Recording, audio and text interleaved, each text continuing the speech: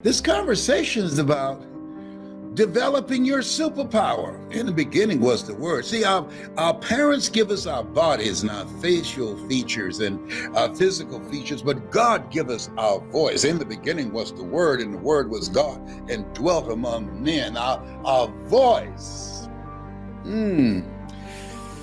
Death and life is in the tongue. Most people speak more death than they do life. Our voice. Thou shalt decree a thing, and it shall be established unto you. Oh, come on now. Come on. Our voice. You want to change your life? Seek ye first the kingdom of God and his righteousness, and all these things shall be added unto you. When shall the kingdom of God come? The kingdom of God cometh not by observation. They shall say, it's neither lo there, lo here. Behold, the kingdom of God is within you. It's within you. Woo, wow. Our voice, the kingdom is voice activated. That's why when you encourage someone, you stir up something in them. That's why when you speak, that you're able to ignite and release the kingdom of stories of greatness and potential and artistry, and enable them to expose themselves to a part of themselves that they can't go to by themselves, and that when you spoke, you exposed them to the kingdom of potential in them to live a larger life, to live the life that they were chosen to live their calling. A job is what you get paid for. A calling is what you're made for. Now, calling is something that you love it so much you do it for nothing, but you do it so well that people will pay you to do it. Most people are doing things just to get paid. Let me tell you something. When you do something that's you, it's a different kind of feeling. It's a different kind of experience. If you're ready to make money with your voice, with your story, with your knowledge, with your experiences, with things that you've seen, things that you have observed, I got to tell you this story. Listen, you won't believe it. This is going to blow your mind. You won't believe it, and you're going to believe it. It's shocking. It's a drop the mic moment. It's jaw dropping what I'm about to tell you right now. Just let some other people know and say, Les is about to say something that you're going to say, whoa, wow. I'm telling you, do it right now. Have somebody else. Listen to me. I will tell you this story. And I'm gonna find a way to make it work for you, all right? Okay, I thought it just dropped in my spirit. Ladies and gentlemen, and this is primarily to men. Brothers, fathers, it's time to step up. Oh, some of you are. You provide and you protect, but far too many don't. My son, my oldest son, was working on his job. And there's a young lady that he knew that he was talking to, and a guy came by and spoke to her, and she didn't say anything. And so when she left from talking to my son, listen to me. This guy said to my son, hey man, what's up with her? I've been trying to get a conversation with her, and she won't talk to me. She's ignoring me. She won't give me the time of day. And my son said, I don't know. So when the guy walked away and she came back, because she moved deliberately, because she saw him coming over where my son and she was sitting. And so my son, Calvin, asked her, why did you move deliberately? And this guy's saying he's been speaking to you, but you won't give him the time of day. You know what she said? He is the father of our son. And because he's not involved, because he doesn't come around, he doesn't remember my face. Good God from Zion. Whoa! You can't make this kind of stuff up. You can't make this up. He'd been absent. He's a sperm donor. You can't make this stuff up. He's not involved in his child's life. He's been away so long, so absent, he doesn't even remember the face of the mother of their child. Oh, God. Oh, boy. Oh, yeah. Oh, boy.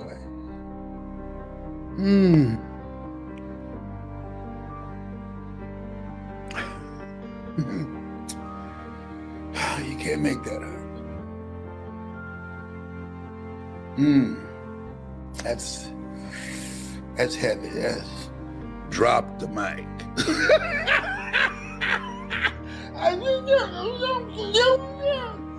You know what Tyrone said? You about to make me cuss, Mr. Brown. If you don't know Tyrone, it's a squirrel that's outside my window. He's taught me squirrely. He doesn't know how to speak English yet, but I understand it. You know, I've been in the house too long. Oh my God! Oh my God! Oh, this thing called life is just too much. It's just too much. As Jerry would say. See, part of being able to change what's looking back at you in the mirror is being around the right people. That's major.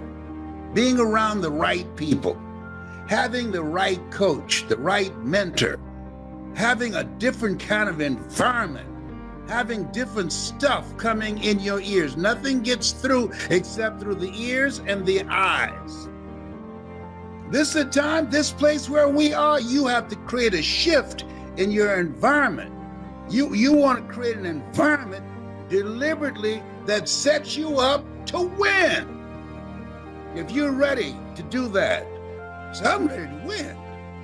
If you're hungry, see, the reason that I put in the work to change that guy that was looking back at me in the mirror, I was hungry to win. I was a father, a husband, I had car note and mortgage note. I was hungry to know the best part of myself that I did not see yet, and I was willing to invest in me to make that happen. I didn't have the money to do it, but I couldn't afford not to do it. See, sometimes when it comes to you, you got to become a no matter what person. That whatever it takes, that you're willing to do it. And part of that is the sacrifice. But when you start talking about how do I leave a legacy? How do I create a presence that when I die, that there will still be conversations beyond 2 weeks after I'm gone? A friend of mine died and somebody asked, hey, I haven't seen Marvin for a few days. Oh, Marvin's dead. He's dead. Yeah. How long he's been dead? Oh, man, about 6 months? Are you kidding me? I didn't know. You know why I didn't know? Because Marvin's life was so inconsequential. His presence was not missed. Now, most people, when they die, their presence will not be missed. But there's certain people, when they go, the word will go out. The word will go. John Lewis, oh, the word went out. Elijah Cumming, the word went out. These are bad brothers up in here. Aunt Boo Boo, Cicely Tyson, that's what we call her, Aunt Boo Boo. Cicely Tyson, when she took her last breath, the word went out. Her presence was felt. She made an impact. Those brothers made an impact with their lives. We're here to make a difference. Make an impact. If you're ready to make an impact, if you're ready to learn how to do that, to be around the right people, to be in a community of people that will introduce you to a part of yourself that you can't discover by yourself. If you're hungry, you gotta be hungry. And this place where we are right now, you wanna make it? Some stuff's about to happen. The bottom's about to drop out. With 47 million jobs being taken over by artificial intelligence. I saw online the other day, they had a robot jumping rope. I'm not making this up. A robot jumping rope, making salads, pouring drinks. Excuse me? I'm not making this up. This is the time you have to reinvent yourself to stay ahead of technology. This is the time you want to give yourself a competitive edge, because that's what you have to do. If you're around people who are on the same level that you are, who have not done what you've done, that you can't learn from, if you're around people who don't lift your spirit, people who don't inspire you, people who don't hold you accountable, people who don't challenge you, people that you can't learn by, you earn within $2,000 to $3,000 of your closest friends. You around me, you learn how to earn $70,000 an hour or more.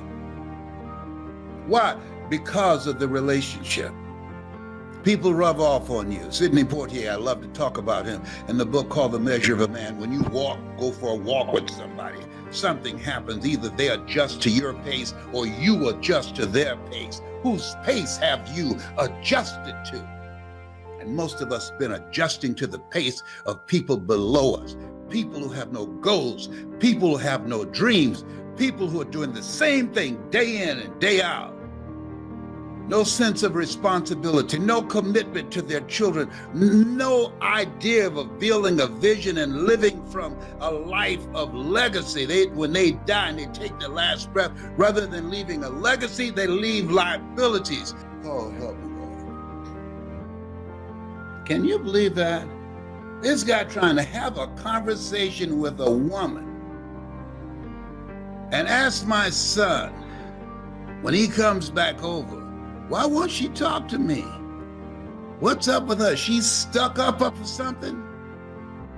And when my son asked her when she came back, when he left, what's up? What, you don't like him? Well, I know him very well. We had a baby together.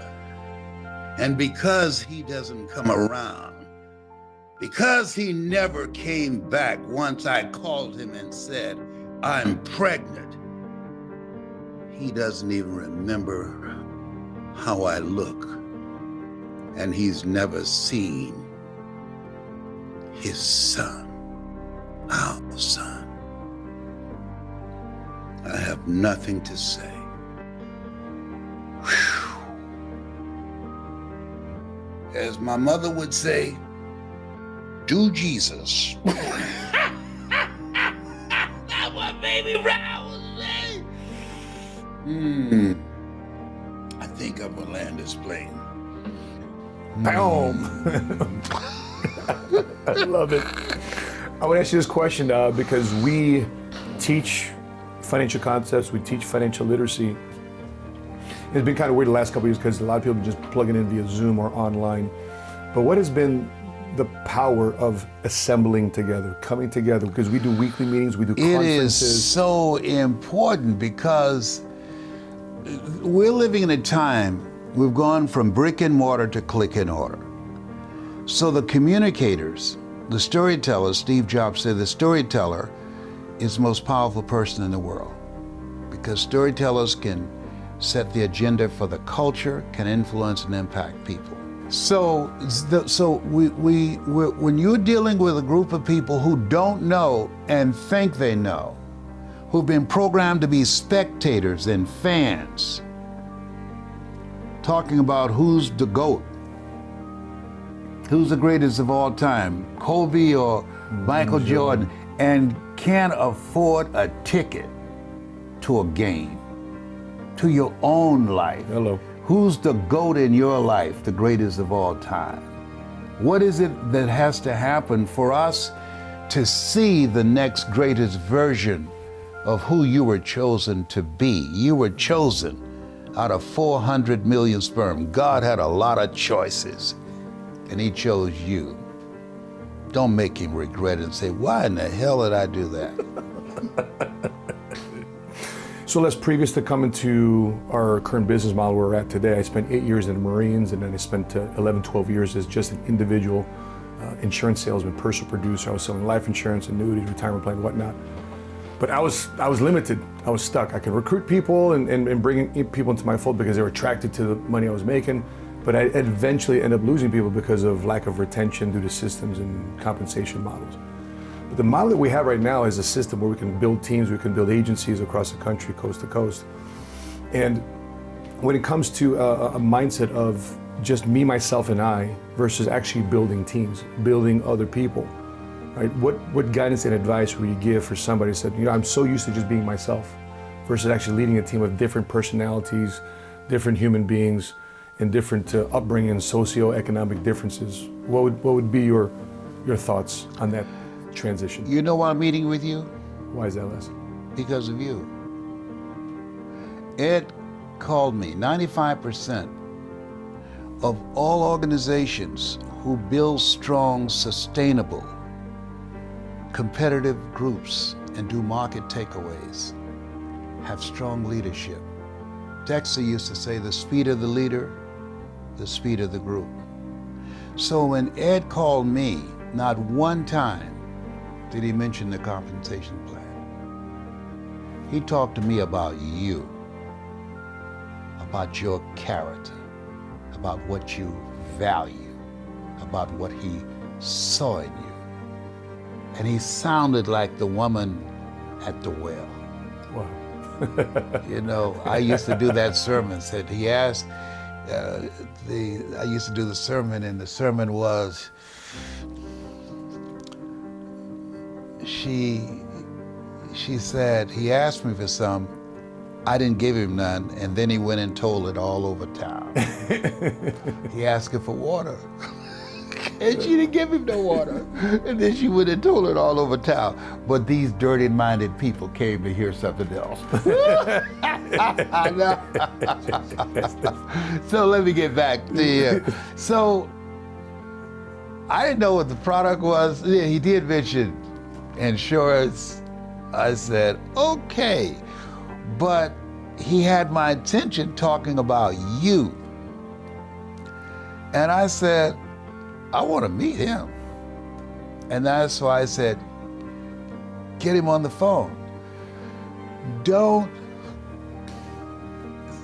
think that people leave as you have expressed because of the compensation plan. Will you lose some people? Yes. Amway has one of the worst compensation plans in the world. Limited compensation. People did not leave because of the relationship. The relationship. And so you have a relationship with a friend of mine that I respect, who respects you, and said, you need to meet him. And I said, okay, I'm in. And so you be who you are. You are the money. People buy into you. And things are going to change in your business. Mm-hmm. Quincy Jones is right. Everything must change. Nothing stays the same. When things are good, it has not come to stay. It has come to pass. When things are bad, it has not come to stay. It has come to pass. This thing called life, it's a roller coaster. Yeah. Sometimes things go well. Sometimes they don't go so well.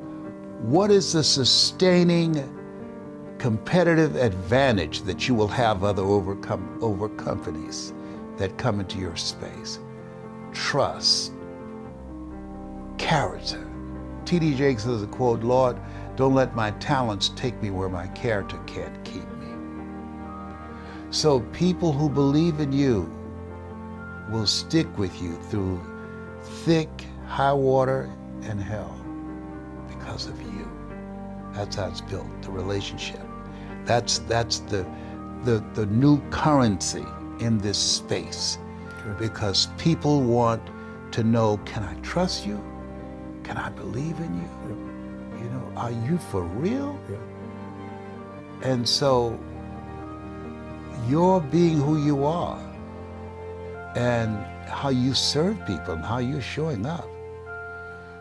That's powerful leadership built upon integrity and walking your walk. That's Lasco. Thank you so much, and much love to Ed Blunt and family. So, ladies and gentlemen, here's something. I want you to listen to me very closely. I have a message for you. Releasing the past and embracing the newness of life. The newness of life.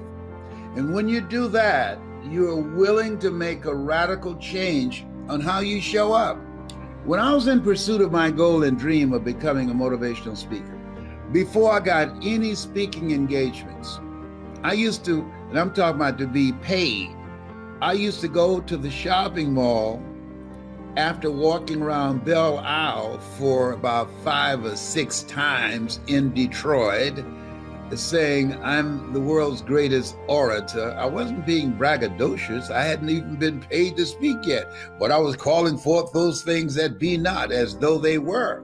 And then I would get dressed up and go to the shopping mall. And I want you to write this down, 3 feet principle, 3 feet principle.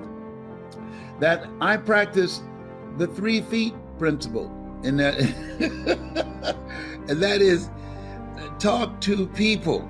Write this down. I practice talk to people. I would talk to anybody that got within 3 feet of me. Hi, my name is Les Brown, and I'm a motivational speaker. Do you or anyone you know that can use my services? And if that doesn't work, guess what? I'll talk to more people. It's called a TTP principle and TTM principle. Write this down. TT, talk to people, and then talk to more people. TTMP. About your business, about your product, about the things that you want to do with your life and where you're going. And you have no idea on how that's going to manifest itself. You have no idea. If you just listen to me every day, I'm gonna give you something to do. You get an assignment, and the assignment now is talk to people, the TTMP, talk to more people. And we're gonna do this all virtually, because I'm not going out to shopping mall now. I don't go to shopping mall. I'm in the house. I don't go anywhere. Tyrone and I, we stay in the house. We keep social distancing from each other. Well, if you didn't know, Tyrone is a squirrel. That he taught me squirrely. We talk to each other every day. So back on point. And so therefore, you want to find ways to communicate and reach people and talk to a minimum of 7 people every day about your goal, about your dream, and ask, do you or someone you know that will be helpful to me? Case in point, I was catching a plane from Detroit. I was living at the Riverfront Apartments to Chicago, and maybe about 5 people on the plane. I sat by a guy named Lafayette Jones. I don't know what happened to Lafayette Jones. Somebody out there know Lafayette Jones. And we both were born on February the 17th. It's our birthday. I said, you born February 17th? He said, yes. I said, so was Michael Jordan and Jim Brown. He said, is that right? He said, what do you do? I said, I'm glad you asked. I'm a motivational speaker. I'm going to become known and famous for that. Can you or someone you know use my services? He said, whoa. He said, man, I work for Robert Johnson Products, and our speaker canceled. He said, are you good? I said, that's what people say. He said, how much do you charge? At that time, I didn't know how much to charge. Listen to this. Listen to me. Are you listening? I said, how much have you allocated? He said, $5,000. I looked at him. Are you all right, brother? I said, did you say $5,000? He said, yes. Well, I didn't answer right away because I didn't want to speak in unknown tongues. Oh my goodness! I never had $5,000 for a speech in my life. I got love offerings for $5 and $25 that showed that they didn't love you anymore. We love you, but Jesus loves you more. I said, yes. So then, but I furthered the conversation. I said, Lafayette, I'm going to be on the Robert Schuller show. He said, is that right? Yes, millennials, this used to be a nationally televised ministry. He said, when? I said, I don't know exactly. Do you know Robert Schuller or know someone who knows Robert Schuller? He said, yes, my boss does. He gave him $1 million for his ministry. I said, are you kidding? Now, mind you, I've been saying this and asking this question for 2 years. Did anybody that got within 3 feet of me, I would say I'm a speaker? Do you or someone you know can use my services? And I'm going to be on the Robert Schuller show. Televised ministry. You got to call forth those things that be not as though they were. There's power. You, as a friend of mine, billionaire PA, speak your dream into existence. And he said, my boss knows him, Robert Johnson. I said, is that right? I did the event. I spoke. At the end, I got a standing ovation. And Mr. Johnson ran to the podium. He said, who are you? I said, I'm Les Brown, Mrs. Mamie Brown's baby boy. He said, man, you were good. You saved the day. He said, man, if I can ever do anything for you, let me know. I said, do you know Robert Schuller? He said, yes, I gave $1 million to his ministry. I said, I want to be on his program. He said, you got it. The next day at Riverfront Apartments, I got a phone call. Hello? Hi, this is Les Brown. This is Robert Schuller. Robert Schuller? Yes. Wow. Wow. Hold it just a minute. I got to go to the bathroom. I'll be right back. Put the phone down, ready. It's number one. It's number one. Then I came back. Hello? You can't make this stuff up. I was so excited. He said, I heard you're a very good speaker. I said, that's what people say. My mother taught me self-praise brings no recommendation. He said, I want you on my program. And he scheduled me, and I went in and I did the show 2 different times. Listen to me. You got through 2020. You got through 2020. Against all odds, you showed up. You have favor with God. You showed up. There is something that you're supposed to do. And it's not the same thing you've been doing already. Make a radical change. All of us are the same way. The only thing that separates us are the choices and our behaviors. Listen to me. Our choices, our behavior, our habits. We'll be a team, a community of greatness, of people working on their goals and their dreams. Because you can't do it by yourself. Especially now, all this stuff that's going on right now. No. I cut my hair because I didn't want to see the same person in the mirror in 2021 that I saw in 2020. No, I'm working on myself. Got on a scale, and it was less of me today than yesterday because I'm serious. See, you got to be serious. Yeah, no. You got to be serious. You got to hunker down. You've got to be anchored in your mind. Why? Because we don't know what's coming. Life is stalking us. Look behind and thank God. I want you to do that right now. Just look behind right now. Just reflect on this past year and your life. And you woke up this morning You woke up just so many ways you could have been taken out. So today, I want you to visualize the goal that you want to achieve. Because the foundation, you got to build the foundation.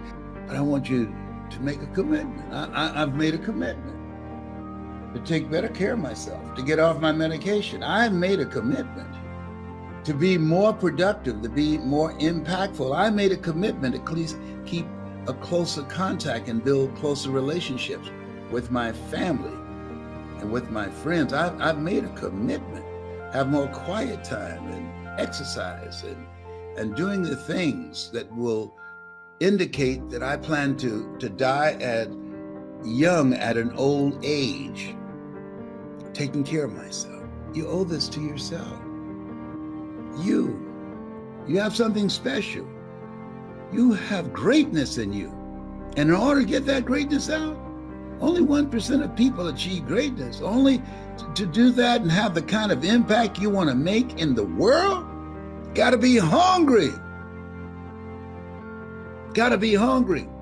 And for those of you that want to speak, I got something for you too. Got some videos. I want you to go to hungrytospeak.com. hungrytospeak.com. And I'm giving both of these away. Yes, why? God's been so good to me. I'm here because of his grace and mercy, and I'm thankful for you. You're listening to me, for your honoring me with your presence, with your listening to the products that I produce, and you're making the dramatic changes in your life as somebody spoke to me, and I became a different kind of person. I want to be to you what Mike Williams has been to me. I want to be to you what Mr. Leroy Washington has been to me. I want to be to you what my mother has been to me. And some of you call me Pops. They say they call me Pops now. I'd be you the oldest one in the group, but my spiritual sons and daughters. Now, when you practice, listen to me, listen. When you make a commitment, if you're serious about your goals and dreams, because I've been reviewing this, when you make a commitment to do what you can, where you are with what you have, and never be satisfied, and be singly focused. Focus on something you want to do that's important to you, not to anybody else, that's important to you. And every day you take action steps at the beginning of the year. Why? Because it's easy to become a victim of weapons of mass distractions. To be distracted, you miss some steps. So I'm giving you something simple and practical to do. Just talk to 7 people about your dream. That's all I'm asking you to do. 7 people for 7 days. 7 days.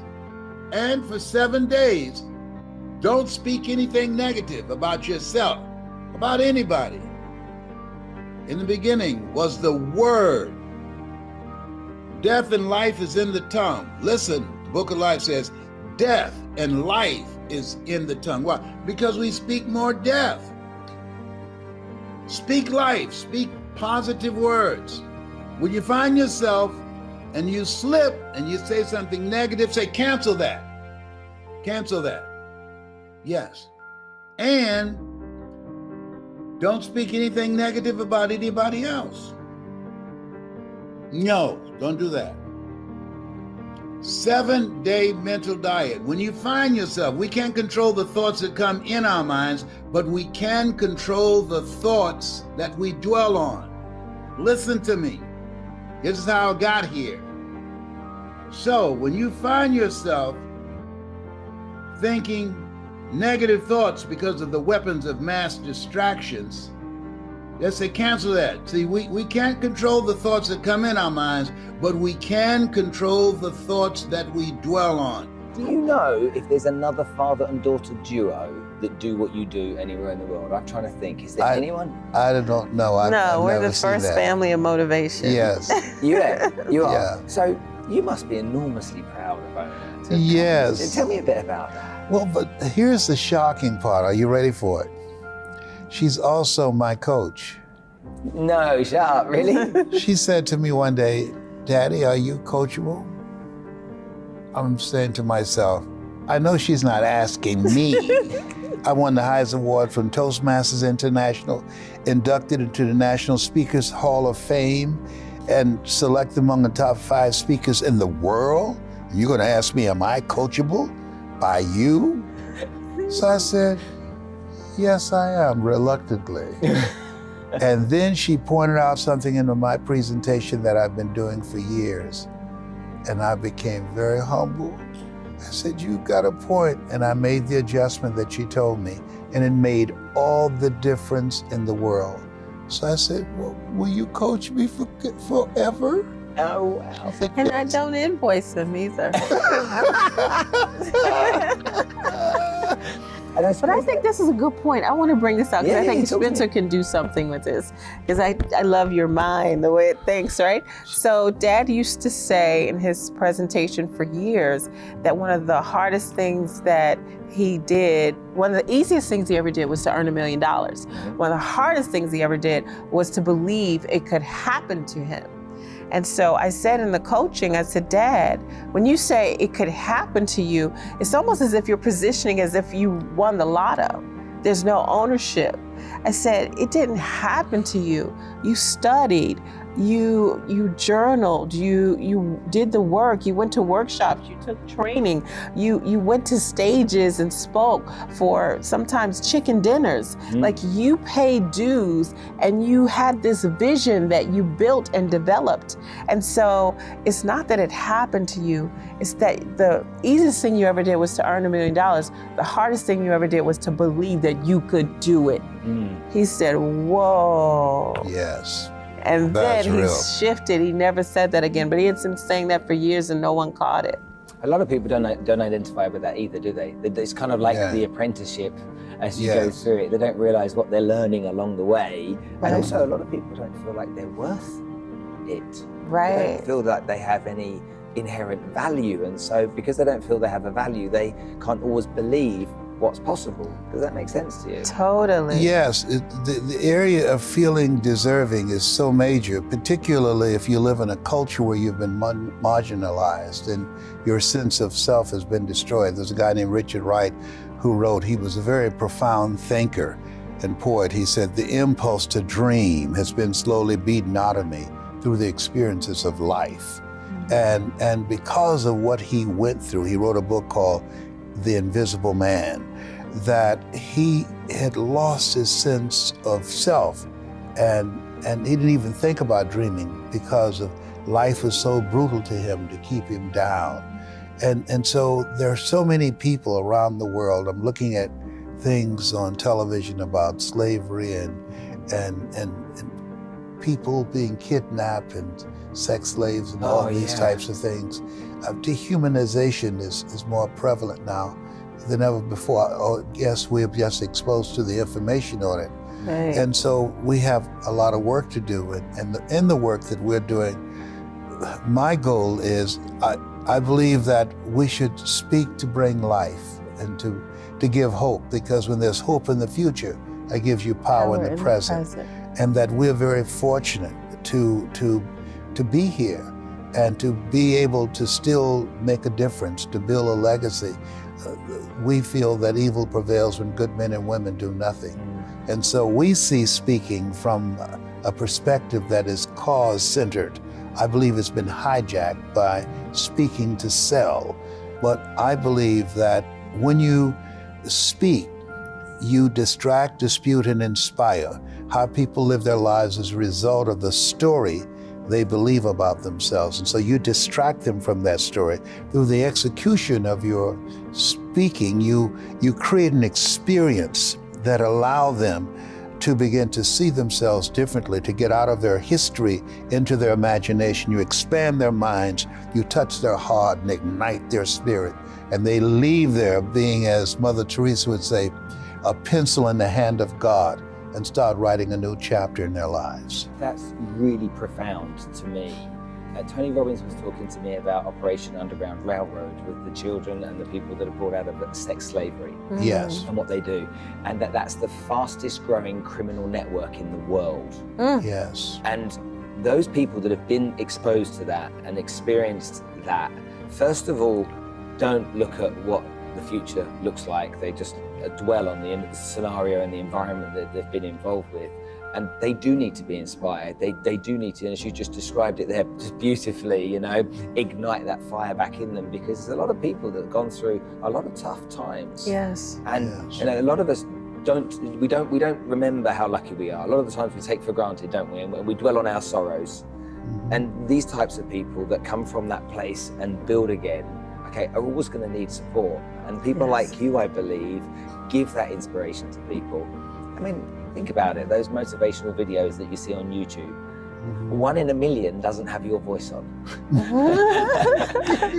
All of the others do. They're you. And so your voice moves people, okay? It impregnates people in some part of their body, their mind somehow, okay, and makes them want to charge forward. And that's a very powerful and strong place to be, isn't it? Yeah, I think that who you are behind the words that you speak, when I'm training speakers, and that's where my life is now, you learn, you earn, you pass it on. And when I'm working with speakers, I say to them, who you are behind the words are far more important than the words that you speak. And so it's very important. We first work on the messenger and then on the message. I'm merely an inspirational speaker for a Jewish carpenter, but that's another conversation, all right? So, but self-development, that we have people speaking and inspiring people to live their dreams, and they haven't done anything. Yeah, absolutely, I agree. So you want to raise the bar on yourself. You want to be the example. You want to be the message. You want to be congruent with the words that you're speaking. Don't practice what you preach, but preach what you practice. For folks that are here and watch this conversation that say, absolutely, I agree, I want better, I know I deserve better, but I've been in this position that I'm in here for a little while. How do I start this process? I see the vision on where I could be, but I'm here right now. What say you? What happens tomorrow? What's a practical thing that folks can do when they get up? Is don't do what you just did. When you and your friend got together and you had a vision of manifesting this, you had no one to go and talk to and ask, how do we do it? This place, this concept did not exist. Our favorite book says, commit thy works unto the Lord, and thy thoughts shall be established. In all thy ways acknowledge him, and he shall direct thy path. So you have to just make the commitment. Nothing happens until you make the commitment. Nothing works until you work. You put in the work for this to take place. And let's use work as an acronym. W, the willingness to do what's required. The willingness to do the things today others won't do in order to have the things tomorrow others won't have. The O stands for ownership mindset. You created a place, a space. Space is very important because God made a space for us before he made us. He didn't just make us and had us dangling in the air. We need a space that we can come to that allow us to create a community so that we can begin to take each other to a place in ourselves that we can't go by ourselves. That's what Mr. Washington did for me on that particular day. The R stands for reinvent yourself. That thinking that got you here won't serve us in this new environment. We're in this place where Peter Drucker said that we must be willing to unlearn, learn, and relearn so that we can navigate where we are right now. And the K stands for kindred spirits, that when you are around people that's going in the direction of where you are going, that what it does is it challenges you. It creates a synergy. It allows you to do things that you could not do by yourself because of the relationships that you're around that hold you accountable to a higher standard. I met a young man named Mike Williams, and I wish all of you write this down. He wrote a book called The Road to Your Best Stuff. And you look so much like the young Mike Williams. And he was my newsman. I was a disc jockey at WVKO radio station in Columbus, Ohio. He saw this Les Brown before I saw this Les Brown. He was my newsman. He said, "Brownie." I said, "Yeah." He said, "Man, you can do more than be a disc jockey. It's very important for you to have someone," and this is the value of the gathering spot, a positive connection that will believe in you until your belief kicks in. And I said, "Come on, Mike." I couldn't imagine what he told me I could do. He said, "Man, you can change people's lives around the world." I said, "Are you kidding me?" At that time, I was LB Triple P, Les Brown, your platter plant popper. There were none before me, and there will be none after me. Therefore, that makes me the one and only. Young and single and love to mingle, certified, bona fide, indubitably qualified to bring you satisfaction, a whole lot of action. Look out, baby, I'm your love man. I was hungry. And so he saw this dude, and I'm thinking, I would have seen him too. I'm a disc jockey, man. And I said, what do you think I can do other than this? I thought, have you ever had somebody see something in you that you didn't see in yourself? Yeah. And he said, "Les, I see you going to these seminars and these workshops." He said, "I hear you quoting Malcolm and Dr. King all the time." He said, "What's in them, it's also in you." I was Les Brown, the man about town at that particular time. And I said, "What you talk about, Willis?" But he worked with me. We're still together to this day. And he helped me to begin to see what he saw. And it was a process. When did you see it for yourself? It was an ongoing process, but I think that the deciding moment was when I spoke in the Georgia Dome. There's a video that's on the internet. Millions of people have viewed it, called "It's Not Over Till You Win." And the guy that invited me, Dexter Yeager, he did not like me at all. He'd never had a black person on his stage as a motivational speaker. He had a choice of Dr. Norman Vincent Peale, Zig Ziglar, Tony Robbins, Jim Rohn. And he asked me, "Do you know why I asked you to come?" I said, "Why?" He said, "Because I need someone who can command this audience." I said, "Oh." And he said, "I don't like you." And I didn't ask him why. I had to remember why I was there. And I just kept thinking, if he's chosen me to do this, I'm not interested in getting into an argument with this dude, okay? Mike Williams said, "Brownie, keep the main thing the main thing." So he said, "I don't like niggers."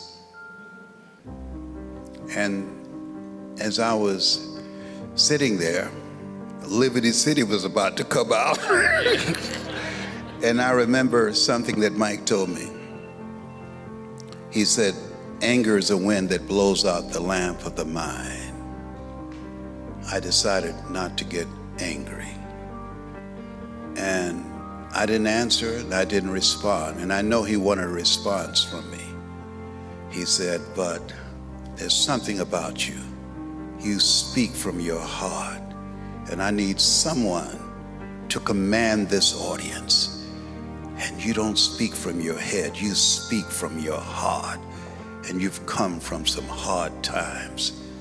And you are the one to do this job today." I said, "Thank you very much."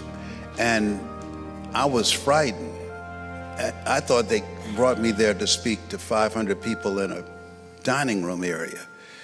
And the guy said to me, "You Les Brown?" I said, "Yes." "Man, what is it like to speak to 80,000 people?" I said, "I don't know." "You don't know?" I said, "No."